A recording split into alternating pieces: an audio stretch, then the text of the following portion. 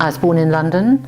My father worked in the British Museum, in the library part of the British Museum, so I followed him in that. He was a student of French. I think he often said he'd really rather have been French than English. And my mother was a teacher of French, and I got one brother who's a bit younger than me. I grew up in North London, had a very easy childhood. I mean, you know, having parents with intellectual interests, we went to France. I think I went the first time when I was 2. And that was quite unusual then. I mean, people in the sort of early 50s didn't travel as much.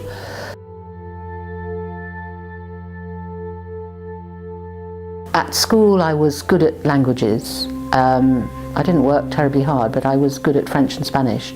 And I think on the basis of that, I assumed that any language really, no problem. And I thought, I'll just move straight to Chinese. But I was actually quite lucky to choose Chinese, because I have found in later life, trying to learn German and Japanese, I'm absolutely hopeless at those languages. Languages where you've got to really just work hard and learn, I'm not very good at. I like the languages where you can just try and speak, and French and Chinese are much more like that.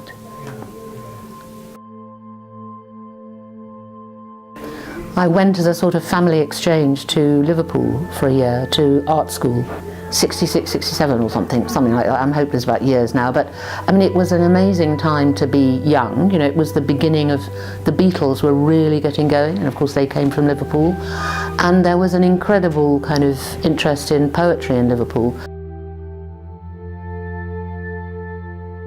In the art school, I mean, one of our teachers was Adrian Henry, who was a great painter, but also a very funny poet. And he and Roger McGough was another, I mean, who's still going, poet from Liverpool, and he taught us liberal studies. I remember him asking us one time, what would it feel like to be a fork? And I was quite good at that kind of thing, coming from London. I was sophisticated, but my fellow students from Liverpool were a bit appalled at having to think about what it was like to be a fork.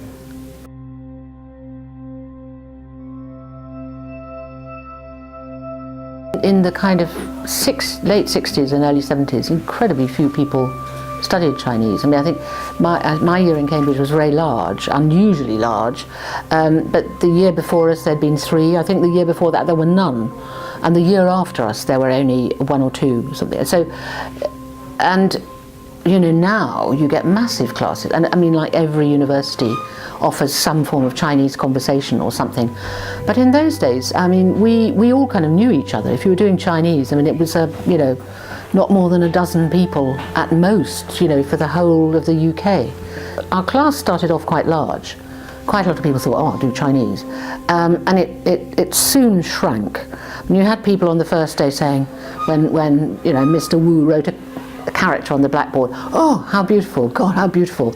But you know, the next day they weren't there when they realised they were going to have to kind of learn maybe, you know, 10,000 more of not just the one.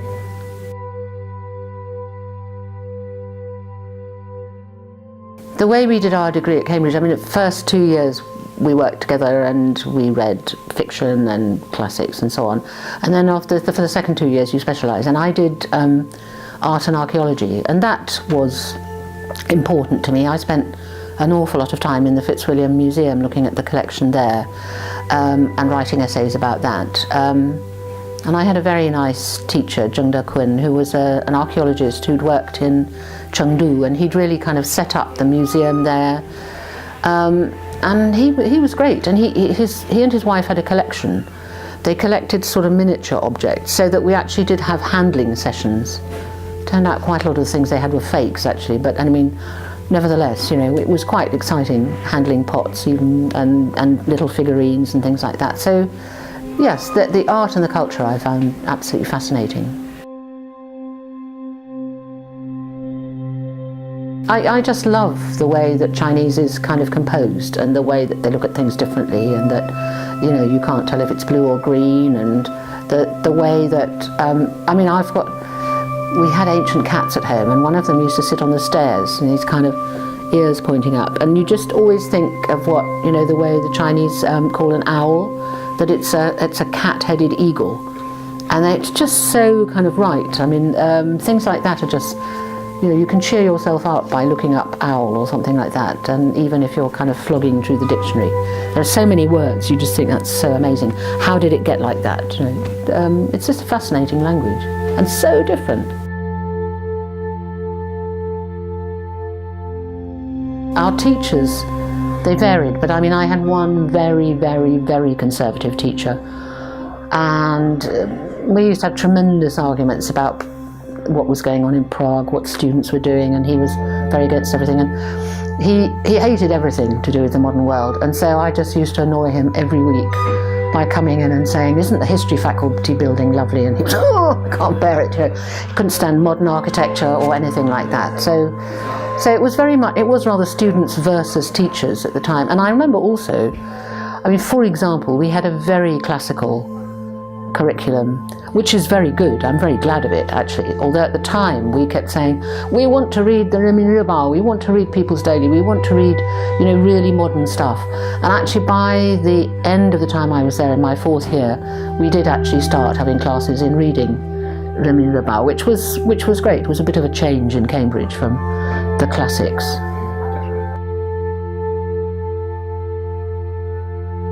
From so few of us, now there are so many. There are still things that we need to try and understand. I think people get the idea that, because you've seen lots of documentaries on telly or something, that we all know what China is, and it's a kind of completely predictable thing. I think it's not. There's still lots and lots that we could learn.